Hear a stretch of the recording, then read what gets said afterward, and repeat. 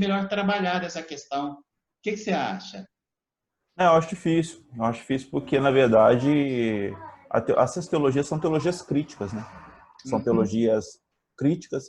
E o que menos essas pessoas que estão no poder, que dominam as elites religiosas, a hegemonia religiosa, querem, é a mudança do status quo da situação.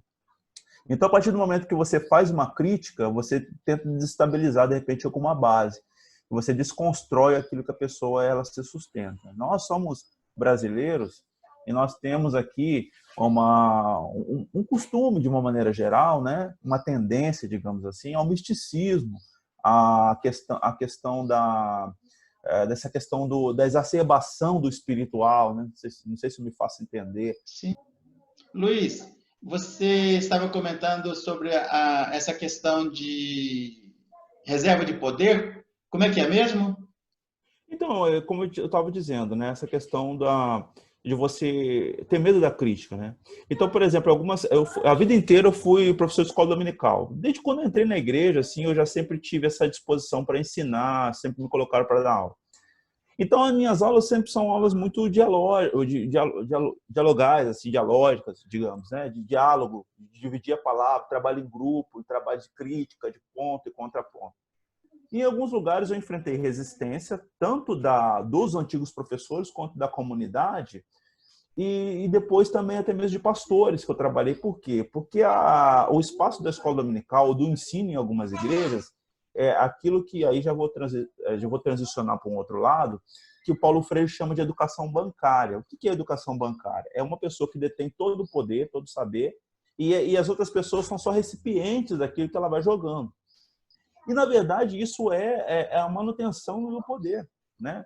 Então, por exemplo, quando você questiona o porquê de alguma coisa, ou que você questiona se aquilo é verdade, se aquilo mesmo representa o que a pessoa está falando, isso já gera uma crítica. Eu lembro quando eu era seminarista, muitos anos atrás, cheguei na igreja de onde eu saí e tinha uma pessoa dando aula. Ela, ela dava aula e ela me viu. Eu sempre fui questionador e tal.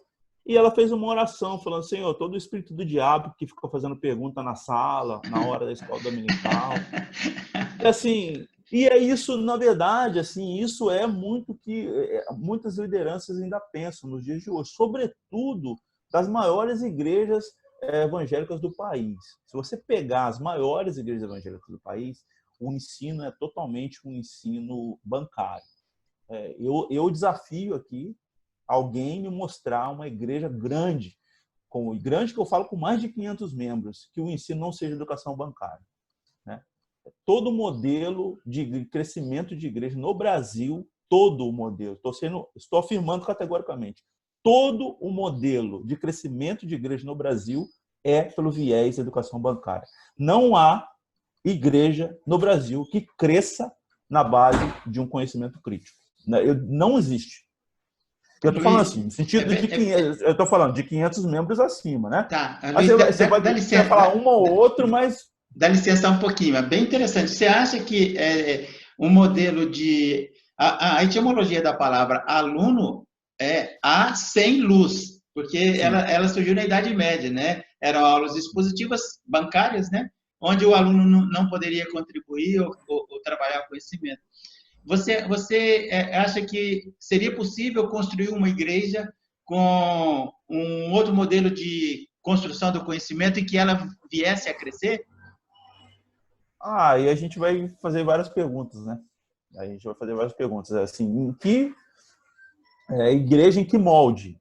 Nos moldes que a gente vive hoje, não. Uhum. E crescer em que moldes? Número de pessoas também? Porque, assim, aí se a gente for fazer uma leitura mais teológica da coisa, a igreja pode ser um grupo que você assiste, pode ser uma ONG que você presta serviço, pode ser uma sala de aula, ali pode ser uma igreja. Né? E aí eu já amplio, né? Mas aí, sim, eu entendo o que você quer dizer. No modelo que a gente tem hoje, eu acho que não. Porque eu acho Entendi. que assim, o modelo de crescimento hoje de igreja do Brasil pressupõe alienação. Ok. Luiz, me fala uma coisa. Você modificaria alguma coisa no seu livro? Por muita coisa. Você Muita ia coisa. atualizá-lo? eu atualizaria ele, criticaria algumas partes dele, ampliaria outras partes, né? Porque naquela época eu era um simples estudante. E ele tem assim ele passou por um crivo científico, né, da FAPESP e tal, pareceristas leram esse texto e tal. E ele foi bem recomendado, mas hoje o meu instrumental de análise, por exemplo, teológica, de mediação, de interpretação hermenêutica, já não é mais esse que está aqui no livro, né, que é o viés mais marxista, baseado em categorias mais econômicas e tal. Hoje eu já transicionei a minha leitura teológica desse texto. Ele tem uma validade para mim muito grande, que é a que me despertou para muitas coisas. Mas, por exemplo, o instrumental de análise eu acho que eu já não usaria mais. Eu ampliaria o meu recorte histórico que eu fiz aqui. Eu ampliaria a minha abordagem no sentido da secularização, que é a proposta da espiritualidade do Frei Beto. E trabalharia outros elementos. Então, porque também eu fui adquirindo mais informação, né? De 10 anos, 12 anos para cá. Então, eu fui adquirindo muito mais informação, muito mais bagagem. Mas esse texto aqui é o meu texto de estimação, né? O primeiro, assim, né? Mas eu mudaria muita coisa, né? E assim, esse livro assim, só complementar, esse livro assim, para mim, ele tem um quê assim de romantismo. Eu era um jovem, né? Não que eu já não seja mais jovem, mas eu era mais jovem do que eu sou. E eu era muito militante na época, eu estava envolvido com movimentos sociais, etc. e tal.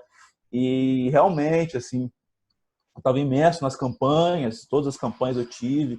E, assim, eu estava muito envolvido, assim, sabe? Com aquela efervescência e tal.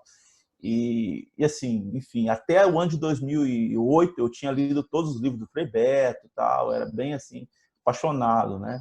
Hoje, se eu fosse escrever esse livro, eu reescreveria de uma maneira diferente, né? Você decorou as cartas da prisão do Frei Beto? As cartas da prisão. Eu decorei o Batismo de Sangue, na verdade. Eu li aquele livro umas 5 vezes, sem exagero, fora os outros artigos, né? Porque, na verdade, o meu recorte foi em cima dos artigos na revista Caros Amigos, né? Assim, esses textos me serviram de orientação, né? Batismo de Sangue, A Mosca Azul, Calendários do Poder, e Cartas da Prisão, Diário de Fernando, etc. Esses textos me serviram assim para eu entender o pensamento mais, mas eu não trabalhei com eles tanto quanto eu trabalhei os artigos. Luiz, você acha que o viés marxista do teu trabalho contaminou o resultado? Não porque na verdade o terceiro capítulo, que é o capítulo que é imerso mesmo, na verdade eu trabalho ali a questão mais da secularização. Que é a proposta da espiritualidade do Frei Beto é uma proposta de uma espiritualidade secularizada, no sentido assim, você não precisa ser cristão confessional, você pode ser até um ateu, mas você pode ter aquilo que o Potiri chama da revelação do incondicionado na sua vida, né? Então você pode ser aquilo que o Bonhoeffer vai chamar de cristão anônimo. Então você pode ser um cristão fora da igreja, tal, entendeu? Sem até mesmo ter a consciência de que você né? Segundo Jesus vai falar lá no Evangelho, no final de Mateus, né? Eu estive nu e fosse me vestir, estive preso, fosse me visitar. Mas como é que você fez isso? Não, quando você faz aqui os pequeninos, você está fazendo para mim, né? É mais ou menos essa linha, né? E o viés marxista ele está mais no primeiro e no segundo capítulo, né? Que é aí que eu faço um recorte da teologia da libertação e falo um pouco sobre essa questão do instrumental dela, etc. e tal. Que naquela época eu assumia isso mais assim até mesmo na minha vida, né? A minha leitura de mundo por muitos anos foi muito ligada a esse instrumental, a essa leitura, né? Em certa medida ainda tenho isso, né? Porque assim a gente fala o seguinte: a gente aprendeu a trabalhar Marx com Marx e contra Marx. Então assim eu aprendi a trabalhar marxismo com o marxismo e contra o marxismo. Então assim eu tenho a plena certeza disso.